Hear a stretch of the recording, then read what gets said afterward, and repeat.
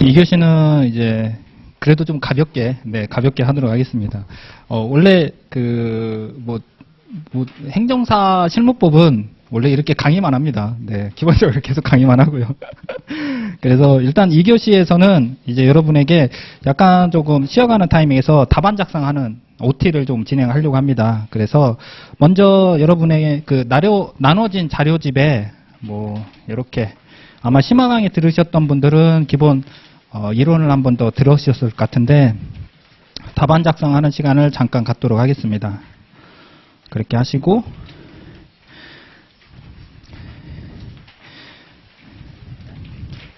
지금 이제 유인물이 비슷비슷해가지고 여러분이 이렇게 화살표 이렇게 나와 있는 이 자료집을 보시면 되겠습니다. 그러면 이제 제 수업을 처음 듣는 분도 계실 거니까 답안 작성하는 방법을 여기서 제목을 적을까요? 네, 답안 작성법. 답안 작성법. 이렇게 하시고 이제 사실 다른 방식으로 하시더라도 점수를 잘 받을 수 있는데 일단 제 수업에 들어왔으니까 그리고 제가 하는 방식을 일단 한번 쭉 배우시는 걸로 그렇게 하시고 그렇게 하신 다음에 이게 맞다 틀리다라기보다는 그냥 이렇게 따라가시면 65점은 받을 수 있구나 이렇게 이해하시는 게 훨씬 편할 것 같아요. 그래서 가끔 매년 한두 번씩 나옵니다. 이렇게 꼭 해야 되나요? 그러면 다른 수업을 들으셔도 되는데, 그지? 그러니까 이제 일단 제 수업을 들어오셨으면 이렇게 그냥 일단 믿고 한번 따라 주십사 하는 거죠. 그렇게 하시면 일단은 여러분이 나중에 좋은 점수로 다 이어질 수 있으니까 그래서 결과로 답을 만들어 드리면 되잖아요. 그렇게 해서 해드리려고 합니다. 그러면 여러분이 이제 답안지가 우리가 이제 산업인력공단에서 이걸 좀 더 많이 써볼까요? 제공해주는 답안지가 이렇게 이제 있다라고 하면 줄수가 22줄 정도 됩니다. 그렇게 하고 그 다음에 여기가 이렇게 앞쪽이 뭔가 한 공간이 나눠져 있습니다. 그랬을 때 지금 이제 예시로 이렇게 왔고요. 이 산업인력공단에서 주는 답안지입니다. 답안지인데 이제 다음 주에 여러분이 이제 받을 수 있습니다. 그러면 다음 장 넘겨보시면 연습지가 있습니다. 연습지를 여러분이 좀 활용을 하시면 되는데 일단 연습지는 이제 다음 주에 한 번 더 제가 안내해 드리는 방식으로 할 거고 다음 장 넘겨보시면 쭉 넘겨보시면 이렇게 해서 답안지가 시작을 하는데 답안지는 어디서부터 시작하냐면 여기서부터 시작합니다. 그리고 여기서부터 시작을 하고 제가 아까 이제 20점 기준으로 했을 때 30줄 쓰면 된다고 했잖아요. 그러니까 남기면 어디서 남냐면 여기서 22줄 썼으면 여기에 한 8줄 정도가 이렇게 남겠죠. 여기 8줄 정도 이렇게 하겠죠. 이렇게 하시면 답안지를 여기서부터 쓰시고 여기까지가 완료가 되면 즉 다음 장을 넘기면 됩니다. 넘기고 또 이렇게 하시고 그리고 넘기고 그러면 그냥 단순하게 보시면 10쪽 정도 쓰시면 무난하게 한 60에서 65점 많게는 70점까지도 받을 수 있다라는 거죠. 근데 의외로 답안 쓰는 방법을 처음에 이제 시작하신 분들은 잘 모르시긴 하더라고요. 그래서 기본적으로 이렇게 하고 그리고 넘기고 이렇게 하신다 보면 됩니다. 그리고 가끔 내가 준비가 안 된 것들이 있다라고 하면 여기까지만 쓰시잖아요. 상관없어요. 그리고 다음 장 넘겨도 상관없습니다. 여기까지만 쓰시더라도 다음 장 넘겨도 상관없으니까 그렇게 하시고 무조건 답안지는 여기서부터 쓰신다라고 기억을 하시면 되고요. 그리고 목차를 잡을 때 목차는 여기다 할까요? 목차는 무조건 로마자로 합니다. 그리고 그 다음은 아라비아로 하고요. 그 다음엔 동그라미로. 이렇게 안 하셔도 되는데 왜 이렇게 하냐면 가독성이 정말 좋아요. 여러분은 이제 합격을 위해서 채점자에게 내가 알려주어야 되잖아요. 그러니까 로마자로 그리고 어떤 개수를 정할 때 아까 결격사회 했었잖아요. 7개. 그럴 때는 이 동그라미 하는 게 가독성이 훨씬 좋겠죠. 7개를 안다? 내가 알고 있다 보여준다는 거죠. 실제 여러분이 실무를 합격한 다음에 할 때는 이거 다 안 써요. 대부분 다 이것만 씁니다. 이것만 실제는 원래는 들여쓰기도 하고 이렇게 두껍게 볼드체도 하고 두껍게도 하잖아요. 그렇기 때문에 사실은 근데 여러분은 그렇게 할 수가 없으니까 그렇기 때문에 이걸 활용하는 거예요. 노마자 그리고 이걸 활용하는 거죠. 원래는 안 맞긴 합니다. 그런데 이렇게 한다라고 보시면 됩니다. 즉 채점자에게 보여주려고 하는 거죠. 첫 번째 여기에 먼저 문제번호를 적겠죠. 문제번호를 여기다 적어도 되고 여기다 이렇게 문제 똑같이 적으면 됩니다. 문제 1. 그리고 문제 1에다가 무슨 제목 적어도 되지, 안 적어도 돼요. 그냥 문제만 적으시면 됩니다. 그럴 시간 없어요. 그러니까 가끔은 여기 뭐 길게 적어요, 한 줄 적어요, 두 줄 적어요. 그거 의미가 없다라고 제가 안 적어도 됩니다. 아예. 그냥 제목만 적으시면 돼요. 문제 1번. 다 7점 되니까요. 그렇게 하신 다음에 나머지 이제 로마자 적으시면 되죠. 이렇게. 그리고 제목은 문제 제기로 이렇게 하시면 됩니다. 사실은 왜 그러냐면 논점의 제기, 문제의 소재 이렇게 하셔도 되는데 저는 원래 필석에 원래 늘려서 의자도 안 적으려고 했어요. 의자도 한자라도 안 적으면 한 1분이 생기더라고요. 계산해보면 그러지 않을까요? 그러니까 이 조사도 뺀 거예요, 일부러. 그래서 조사를 최대한 안 쓰려고. 저는 심지어 이렇게만 하고 싶은데 이거는 좀 너무 예의가 없는 것 같아서 그래서 이렇게 한 거죠. 그렇게 한 다음에 그다음 논점을, 그리고 여기서 뭘 정의했으면 어떤 논점인지 모르지만 이렇게 정하고 나면 여기를 이렇게, 그러니까 저랑 약속을 하시는 거예요. 그래서 논점의 제목을 이렇게 이어지는 거죠. 이렇게 잡으면 이렇게. 저랑 이렇게 약속을 하시면 됩니다. 그러니까 잡은 논점을 이렇게 올리면 되고, 그 다음에 그럼 세 번째, 그 다음에 이렇게. 이 논점은 이렇게 이어지면 되는 거죠. 저랑 약속을 이렇게 하시는 겁니다. 기본 베이스는 논점의 제목을 이렇게, 논점을 제목으로, 논점을 제목으로 이렇게 하시면 되고요. 마지막은 사안 해결 이렇게. 원래는 사안 해결인데 의자도 이것도 뺀 거죠. 의자를 하나씩 빼시면 나머지 이제 1분이 남나니까요. 그렇게 하시고, 그런 다음에 여기에 약속을, 이제 그 다음 이걸 적는다 했잖아요. 1번. 여기는 판단하면 이렇게 합니다. 즉, 이걸 했으면 내가 이제 적용을 하는 거죠. 원래는 적용하면 이렇게 표현해도 되는데, 판자가 훨씬 더 눈에 잘 들어옵니다. 그래서 판단하면으로 바꿨고요. 그런 다음에 다시 동그라미 1번 이제 하나씩 보는 거죠. 이걸 하나씩 적용하시면 되죠. 이렇게. 그 다음에 동그라미 2번. 이걸 이렇게 이렇게 하시고 나서 최종 따라서라는 얘기 뭐겠어요? 이제 질문 그대로 내가 결론을 내리는 거죠. 이 패턴대로 하시면 됩니다. 나머지는 여러분이 제가 기본 강의 때, 심화 강의 때도 했을 때 똑같은 것 같습니다. 그때 강의 때 뭐라 했냐면 처음 시작할 때 내가 내용을 알든 내용을 몰라든 목차 잡는 건 똑같다라는 얘기를 하는 겁니다. 지금 여러분이 좀 6월에 들으신 분이든 작년에 이제 11월에 들으신 분들은 목차 잡는 게 똑같습니다. 내용은 다를 수 있겠죠. 그러니까 목차 잡는 거는 지금처럼 만약에 지금 여기 보시면 패턴대로 볼까요? 지금 요거 지금 화살표로 되어 있는 거 이거 보고 있습니다. 어떤 건지 모르지만 일단은 문제 제기에서 논점이 표시되어 있잖아요. 논점이 뭘로 되어 있어요? 대상, 적격, 청구, 이익 되어 있잖아요. 그러면 내가 뭔지 모르지만 문제 제기에서 대상, 적격 그리고 청구, 이익 뭔지 모르지만 이걸로 내가 논점을 잡았으면 그냥 우리는 그냥 패턴은 정해져 있다라는 거죠. 이걸 그러면 이렇게 적고 그 다음에 이걸 그대로 이렇게. 이거는 뭐 강의를 들은 사람이든 안 들은 사람이든 똑같죠. 크게 의미 달라질 건 없습니다. 그렇게 한 다음에 4번은 이르기 넘어갈 거라는 거죠. 사안의 해결 이렇게. 그러면 판단하면 그리고 1번. 그러면 여기 심지어 여러분들이 이것도 여러분이 많이 이것도 뭘 적을지 모르셔서 제가 이걸 넣은 거예요. 가로도. 그래서 옆에 보시면 가로도 넣은 거예요. 여러분에게 하나씩 제가 강의를 하면서 계속 따라오라고 하는데 안 따라오시더라고요. 그래서 일부러 가로를 넣은 거예요. 이제는 넣으시겠죠. 그러면 가로를 넣었으니까. 그렇게 하시고 제가 그러니까 왜 이렇게 했냐면 여러분이 따라오시고 이렇게 하시라고 하는 겁니다. 그러면 청구이 이렇게 하시고 지금 여기에 한 줄만 적어도 돼요. 한 줄만. 그렇게 하신 다음에 따라서 이렇게 하시면 되죠. 따라서도 뭘 적어야 되냐면 질문 그대로 하시면 됩니다. 만약에 여기처럼 뭐 따라서가 어떤 질문인지 모르지만 갑이 청구하는 행정심판은 청구 요건을 충족하였는지 검토하시오라고 하면 충족하였다, 충족하지 않았다 이렇게 하시면 되죠. 갑자기 뜬금없이 대상 적격은 적법하다. 이상하잖아요. 그렇죠? 이게 제일 사례보기사 때 제일 많이 나오는 실수이더라고요. 그러니까 물어본 질문은 그러니까 왜냐하면 내가 논점을 찾았다 이거죠.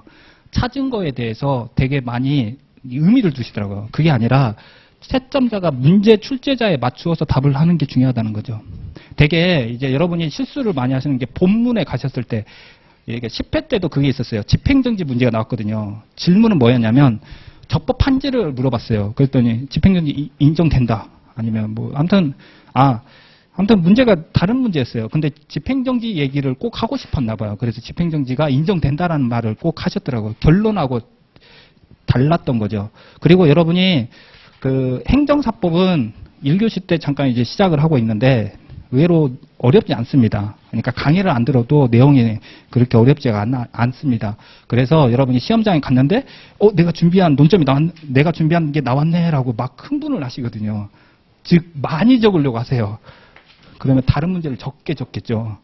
위험합니다. 그러니까 아는 게 나왔네? 남도 아는 거예요. 나만 아는 게 아니라.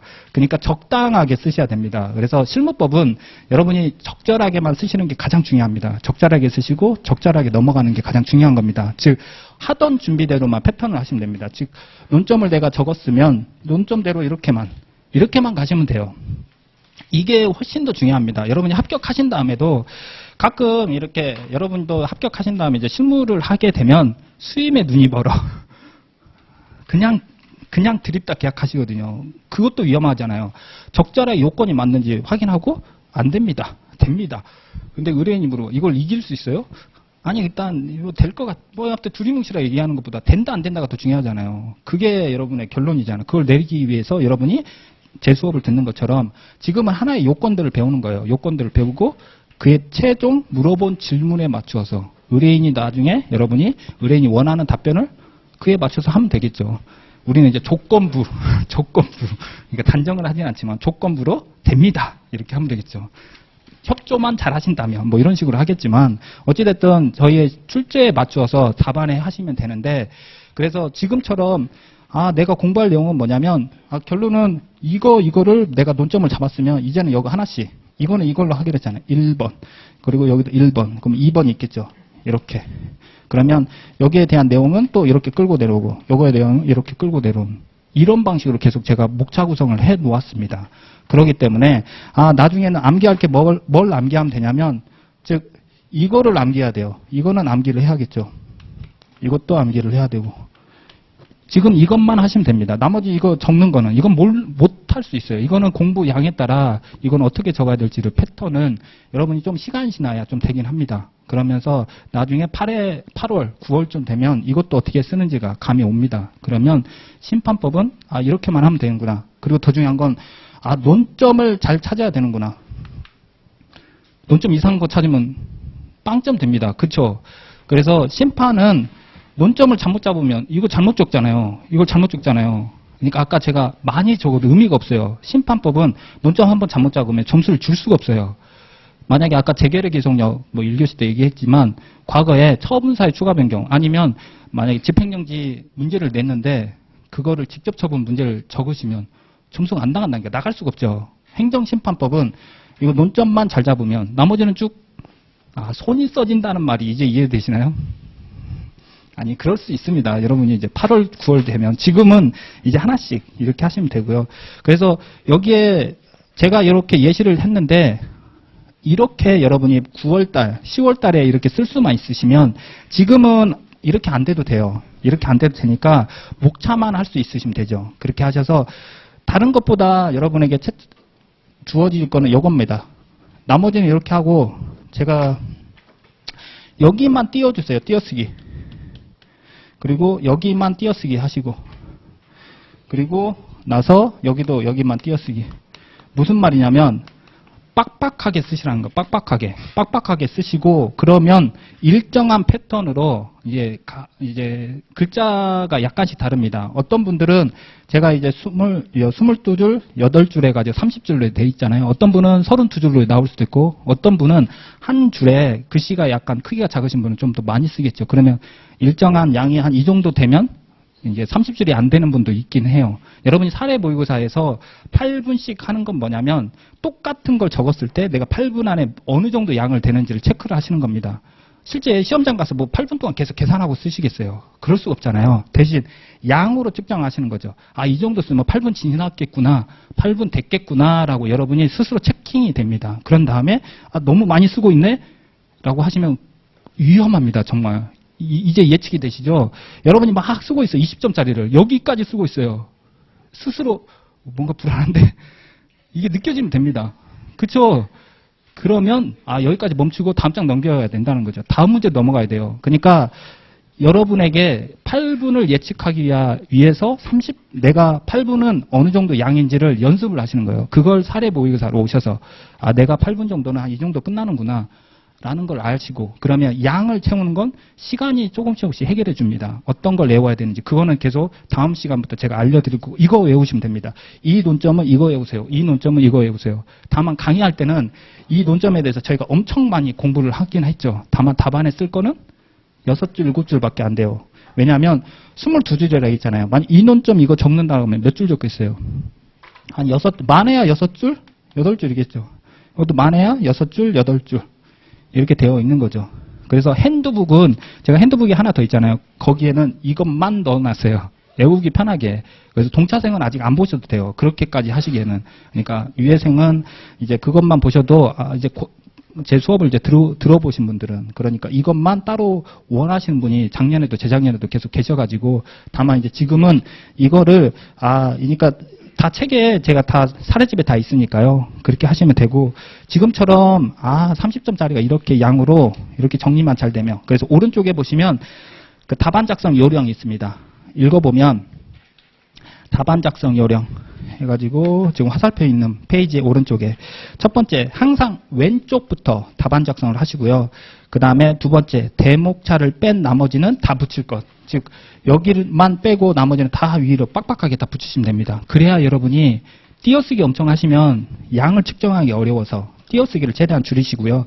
그 다음에 공간이 남더라도 만약에 다음 장 다시 넘겨서 무조건 푸는 방식으로 그렇게 하셔야 여러분이 보면서 마지막에 이렇게 적용을 할 수 있어요. 보면서 이렇게 할 수가 있습니다. 그 다음 네 번째, 20점은 8분 안에, 그래서 30줄 정도 적으시면 되고요. 묻는 질문에 답변하는 걸 꼭 하시면 되겠습니다. 그렇게 하시고, 제가 좀 과도할 정도로 묻는 질문에 정확하게 안 하시면 점수를 0.5에서 1점 정도 계속 감점을 드립니다. 그래서 작년에 수석하신 분이 계속 그렇게 제가 0.5점씩 덜 드렸거든요. 그래서 2등, 3등, 2등, 3등 해서 그런지 나중에는 정확하게 잘 적으셔서 본판에서 잘 하셨던 것 같더라고요. 그래서 과도하게 제가 이제 묻는 질문에 잘 적는 거를 좀 제일 중요하게 보긴 합니다. 그렇게 훈련을 되어 있어야 여러분이 이제 실제 본판에서 잘 실수를 안 하시더라고요. 그리고 또 하나 요거 이렇게 문제랑 옆에 같은 문제가 양쪽 다 적혀 있는 게 있거든요. 그래서 같은 문제가 양쪽 다, 제가 이제 번호를 해놔야 되는데 안 돼 있어가지고 여러분이 찾기가 어려울 것 같아요. 그래서 같은 문제인데 오른쪽 질문이 뭐냐, 문제 1번 경기도 A군 이렇게 적혀 있는 거 있잖아요. 갑은 경기도 A군에서 뭐 이렇게 적혀 있는 문제가 좌우가 똑같은 문제가 있고, 오른쪽을 왜 이렇게 했냐면 여러분이 이제 다음 주부터 형광펜 쓰시는 건 알려드릴 건데, 여러분이 형광펜을 이제 활용을 하시라고, 활용을 하시면 오른쪽처럼 이렇게 제가 형광색을 보여줄 수가 없으니까, 그래서 이제 가끔 이제 여러분이 이제 시험장에 가시고 10월 5일 날 시험장 가신 다음에 저한테 그 시험을 보신 거를 저한테 보내주시면 됩니다. 그러면 형광펜을 썼는지 안 썼는지. 그래서 형광펜, 사실 어느 시험, 제가 산림공에도 얘기해요. 형광펜 못 쓰냐고 했더니, 써도 된대요. 근데 시험장에서 그 감독관이 못 쓰게 하는 경우가 있긴 하더라고요. 그래서 이제 연습은, 근데 어쨌든 연습을 여러분이 좀 하게 했는데, 연습을 하게 되면 이런 식으로 그냥 백지에서 여러분이 답안지를, 실제 여러분이 문제지는 2차 시험장에서 1차 경험해 보셨잖아요. 문제지 그대로 들고 오잖아요. 똑같아요. 어차피 2차 시험장도 문제지 그대로 가져옵니다. 가져오는 문제지를 여러분이 너무 백지로 두기보다 활용을 하자는 거죠. 그래서 마킹을 이렇게 하는 거예요. 형광색으로. 그러면 가독성이 있게 제가 이런 식으로 이렇게 두껍게, 그러니까 이제 청구인과 그다음에 심판의 종류를 이런 식으로 제가 하게 되면 이런 식으로 가독성이 있게 바뀐다라는 거죠. 그렇게 예시로 이렇게 했고요. 그다음에 하나 또 하나가 마지막, 요거 하나 마지막 한 번 더 보겠습니다. 요 예시 쭉 있는 거. 요 화살표. 여러 장 있는 거 있어요. 여러 장. 답안지 여러 장. 답안지 여러 장 있는 거 있습니다. 답안풀이. 그래서 사례 모의고사 예시로 되어 있는 것들이 이렇게 있습니다. 그래서 여러분이 이제 답안에 쓸 내용을, 그리고 어떤 걸 외워야 될지를, 저희가 이제 카페에, 이제 카페가 있습니다. 여기다 적을까요? 리더스, 네이버에서 검색하시면 됩니다. 네이버에서 검색을 하시고, 리더스 행정사 실무법이라고 이렇게 검색을 하시면, 저희 카페가 있는데, 네이버에서 네이버 카페, 이렇게 검색을 하시면 됩니다. 여기에 카페 안에 제가 한글로 되어 있는 요 파일이 이제 샘플로 올라가져 있으니까 여기에 이제 답안 형식으로 되어 있으니까 여기에 여러분이 정리를 하셔도 돼요. 그랬을 때 지금 쭉 보시면 그러니까 사실 이렇게 적었을 때 저는 이제 70점 만점으로 보고 있습니다. 뭐 그 이상을 받을 수 있을지는 저도 물음표이긴 하지만 여러분이 이와 비슷하게만 좀 적을 수 있도록 이렇게 하시면 되는 거죠. 그러면 쭉쭉 만약에 실제 답안지도 이렇게 계속 적었다라고 하면 여러분의 답안지가 이런 식으로 다음 장 넘겨보시면 저런 식으로 이제 끝나는 거죠. 그러니까 다음 장 넘겨보시면 저렇게 30페이지, 30줄 정도 적고 다음 장 넘겨보시면 저런 식으로 이런 식으로 답안지가 되는 거죠. 이제 다음 주부터 이제 여러분들 중에서 이제 최고 답안을 올리는 게 아니라요. 그냥 보여주기 좋은 것들을 제가 해드릴 겁니다. 가끔은 이제 점수가 가장 고득점자도 제가 올려드리긴 하지만 여러분하고 같이 공유해주면 좋은 것들, 뭐 일부러 점수를 고득점 안 받으시겠다라고 하신 분도 있으시더라고요. 그래서 보여주기 민망해서 뭐 그래도 상관없습니다. 그분을 내가 또 뽑을 건가. 그래서 여러분이 이제 딱 그 같이 공유하면 좋은 답안지가 있어요. 이렇게 썼을 때 그 답안지를 제가 공유도 해드릴 거니까 그러면 이렇게 썼을 때 이렇게 짧은 시간 안에 이렇게 또 잘 쓸 수 있단 말이야 라고 생각할 수 있도록 그렇게 해서 여러분이 좋은 동기부여가 되게 하려고 하니까 이런 식으로 이거를 이제 다음 주에 하나씩 저희 카페에도 올려드릴 겁니다. 잘 쓴 답안지를. 그리고 여기에 이제 자료도 좀 올라가져 있는 것들, 그 다음에 합격 수기도 올라가져 있으니까 이렇게 보신 다음에 다음 주부터는 이런 식으로 답안지 이제 쓰신다고 보시면 되고요. 그렇게 하시고 다음 주에 그리고 하나만 여러분이 2층, 3층도 같이 좀 집중해서 들어야 될 것 중에 답안지에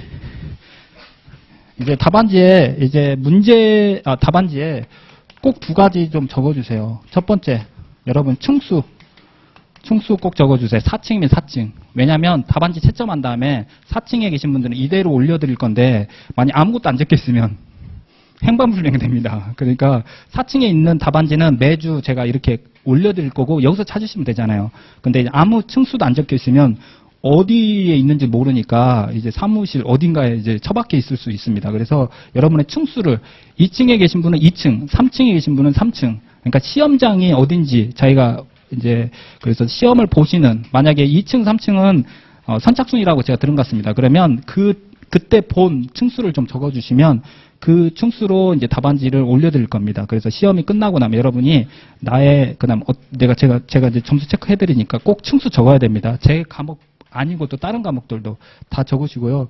중요한 건 또 아이디도 적어주세요. 아이디. 여러분의 아이디를 하나 적으면 예를 들어 뭐 작년에 합격하신 분 중에 비트코인 있으시더라고요. 비트코인. 합격하셨습니다. 그래서 이분이 이렇게 정하셨으면 끝까지 이렇게 하셔야 됩니다. 그래야 제가 이제 잘 못하신 것 같으면 저 불러도 이렇게 저 비트코인 좀 오세요 이렇게도 하시니까 똑같은 걸로 해주세요. 실명은 적지 마시고요. 실명은 제가 또 바꿔야 되거든요. 그러니까 실명은 적지 마세요. 웬만하면 아이디로. 그래서 아이디로만 해주시고요. 그래서 실명은 웬만하면 실명은 제가 바꿔야 되니까 그래서 아이디를 꼭 좀 적어주시고 한번 하셨으면 제가 쭉 8회 동안 끝날 때까지 그러면 제가 이제 체크도 해드리겠습니다. 그래서 뭐가 부족하고 뭐가 좀 더 괜찮은지도 해드릴 거니까 다음 주에는 층수 아이디 꼭 좀 2층, 3층도 꼭 좀 기억을 해주시고요. 그리고 답안지는 무조건 내주세요. 설사 20점을 받을지언정 답안지는 꼭 좀 내주세요. 그래야 제가 뭐 체크를 해드리고 뭐가 부족하시구나. 이번 주는 조금 무리하셨구나. 뭐 제가 이런 거를 좀 알 수 있으니까 여러분이 조금만 답안지는 꼭 좀 내주시고 그렇게 하시고 그렇게 하신 다음에 이제 답안지 준비하시면 되겠습니다. 나머지 답안 쓰기에 대한 것들 다 공유해드렸고 그리고 여러분이 어차피 본래 시험하고 똑같이 하셔야 되는 거니까 예전에 9회 때 합격하신 분, 그러니까 9회 때 아쉽게 떨어지고 10회 때 합격하셨는데 그분이 시간이 지나서까지 계속 쓰는 습관이 되어 있으셨어요. 그러다 보니까 그 해도 이제 남는 시간까지 못 쓰시고 똑같은 습관이 나오셔서 결국 떨어지셨거든요. 아깝게. 그러니까 시간이 종이 울리면 더 이상 쓰지 않는 습관을 가지셔야 돼요. 의미가 없잖아요. 여기서 무슨 시간 넘어서 쓰는 게 의미가 없잖아요. 결국은 시간이 종료가 되면 그것도 지금 연습을 하셔야 됩니다. 그렇게 하셔서 마치시고 제출을 하는 연습을.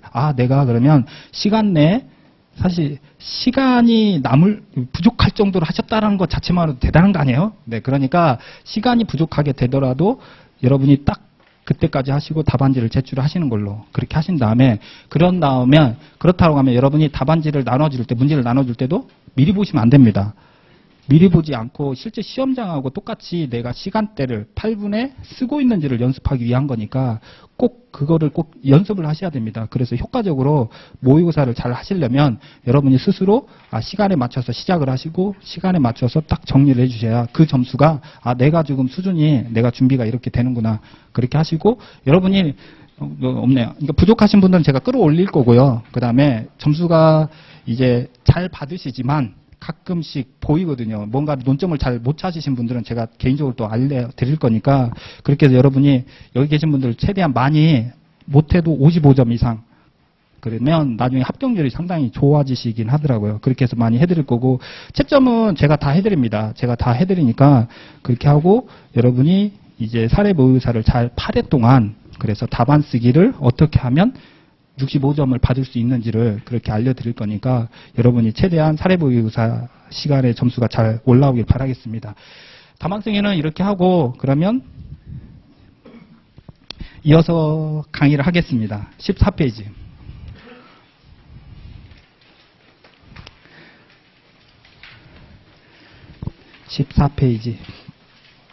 행정사법 이어서 하도록 하겠습니다.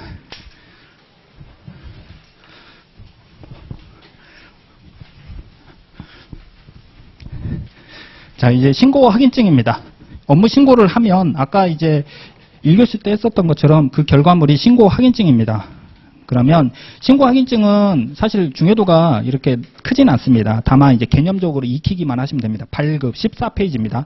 시장 등은 행정사 업무 신고를 받은 때에는 그 내용을 확인한 후 그 내용이라는 거는 거부 사유로 확인하는 거죠. 그래서 요건, 자결, 실행을 잘 갖추었는지 행정사 업무, 행정안전부령으로 정하는 바에 따라 신고 확인증을 행정사에게 발급하여야 한다. 거부 사유가 없다라고 하면 발급을 하여야 한다라는 거죠. 그렇게 하시면 됩니다. 여기는 볼 내용이 없습니다. 그리고 다음 장. 이제는 개인이 아니라 행정사 법인의 경우에는 어떻게 하냐라는 거죠. 아까 이제 기본적인 행정사의 업무 신고 기준이라고 단어를 이렇게 붙이면 이거는 자결 실행 이 글자가 너무 4가지를 갖추면 되죠. 그리고 사를 갖춘 그 관할하는 시장 등에게 제출하면 되는데 여기에 그러면 행정사 법인도 업무 신고를 해야 됩니다. 그러면 이걸 어떻게 할 거냐는 거죠. 똑같습니다. 다만 이제 앞에 전제가 더 있죠. 여기다 할까요? 행정사 법인을 먼저 설립을 해야 되잖아요. 그러니까 아까 정관과 인가 설립 이걸 먼저 갖춰야 되겠죠. 갖춘 다음에 이거 그대로 내려오면 되는 거죠. 그래서 정인설, 자결, 실행 즉 정관, 인가 설립 등기를 하고 그 다음에 행정사 법인은 인원이 3명으로 되어 있습니다. 3명. 3명의 구성원 행정사라고 합니다. 3명의 구성원이 자결, 실행을 다 갖추어서 행정사 사무소에 행정사 법인 사무소를 설치를 하면 됩니다. 그래서 정인설, 자결, 실행, 사 이렇게 되는 거죠. 요 조건만 이제 이해를 하시면 되고요. 그러면 하나씩 보겠습니다. 15페이지. 행정사법인의 설립. 행정사법인은 조직적 전문적으로 업무를 수행하기 위하여 아까 이제 품계도 했었던 것처럼 품위 그 다음에 직무 개선에 그 다음에 도모 했었던 것처럼 구조를 똑같이 행정사법인은 조직적 전문적 수행하기 위하여 그래서 앞자만 따서 조전수 이렇게 하시면 됩니다. 조직적 전문적 수행하기 위하여 조전수 나머지는 3명의 행정사가 정관 그 다음에 행정안전부 장관 인가 그 다음 설립등기 그래서 조전수 정인설 이렇게 기억하시면 되죠. 그래서 행정사 법인은 두 가지 조전수 조전수, 그 다음에 정인설. 그래서 조전수라는 목적을 달성하기 위해서 조직적 전문적으로 업무를 수행하기 위하여 정인설, 정관, 인가 설립된 게 함으로써 성립한다. 그래서 대한행정사업회랑 구조가 똑같은 거죠.